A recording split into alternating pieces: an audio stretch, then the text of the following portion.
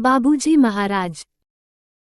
कृष्ण जन्माष्टमी। भगवान कृष्ण का जन्मोत्सव आगामी कृष्ण जन्माष्टमी 26 अगस्त 2024 के अवसर पर सभी भाइयों और बहनों को शुभकामनाएं। जैसा कि अधिकांश लोग बाबूजी महाराज के साहित्य से जानते हैं, भगवान कृष्ण हमारे मिशन के भीतर सर्वोच्च मार्गदर्शक शक्ति के रूप में हमारे आध्यात्मिक पदानुक्रम में एक विशेष स्थान रखते हैं।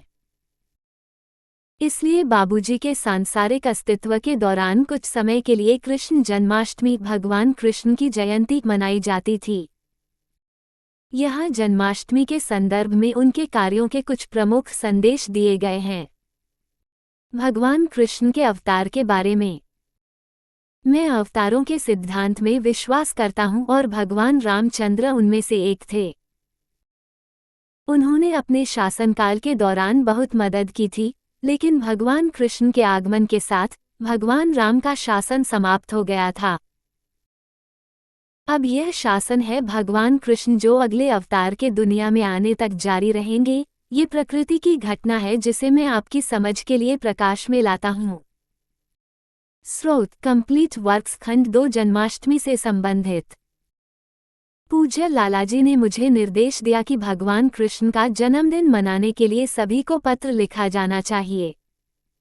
सभी को उस दिन उपवास करना चाहिए। केवल एक बार हल्का जलपान करना चाहिए। ध्यान की स्थिति में रहने का प्रयास करना चाहिए। स्वामी विवेकानंद। जन्माष्टमी के दिन आप शाम को केवल एक बार दूध का आहार लेंगे। आप उस दिन उपवास कर रहे सभी सत्संगियों तक ये बात पहुंचा दें। ऐसा आप 2 दिनों तक करते रहेंगे। उस दिन मौन व्रत रखें। चूंकि उस दिन आप शक्ति से भरपूर होते हैं, इसलिए आपको अपने बच्चों सहित उनके संपर्क में आने से बचना चाहिए। ध्यान और प्रसारण समाप्त होने तक एकांत में रहें। स्रोत कंप्लीट वर्क्स खंड 3 प्रविष्टि दिनांक 19 अगस्त 1945। हम भगवान कृष्ण के जन्मदिन के सम्मान में 28 अगस्त 1956 शुभ जन्माष्टमी दिवस पर पूर्ण उपवास रखेंगे और हमेशा की तरह पूरे दिन पूरी तरह से प्रार्थना और ध्यान में समर्पित रहेंगे। हमने जन्माष्टमी 3 सितंबर 1957 का व्रत रखा है क्योंकि वह भगवान कृष्ण संस्था के प्रमुख हैं। संस्था का संबंध अंतिम अवतार भगवान कृष्ण से जोड़ना पूर्वजों की व्यवस्था है। इसके अलावा हमें कार्य के लिए सीधे उनसे प्रकाश मिलता है। भगवान कृष्ण हमारे संस्थान के प्रमुख और सर्वोच्च संरक्षक हैं और सहज मार्ग नाम सीधे उनसे आया है।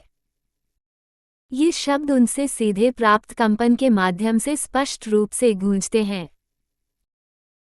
भगवान कृष्ण निश्चित रूप से हमारे प्रति बहुत दयालु हैं और मुझे हमेशा विश्वास है कि उनकी शक्ति हमेशा मेरे अनुरोध पर काम करती है। उन्होंने ही संस्था का नाम रखा है। उन्होंने ही मुझे 1945 में मुझे सौंपकर दक्षिण भारत भेजा था। वहाँ कुछ महत्वपूर्ण कर्तव्यों के साथ वह मेरे काम से काफ़ी संतुष्ट हैं और मुझे भरपूर पुरस्कार मिला।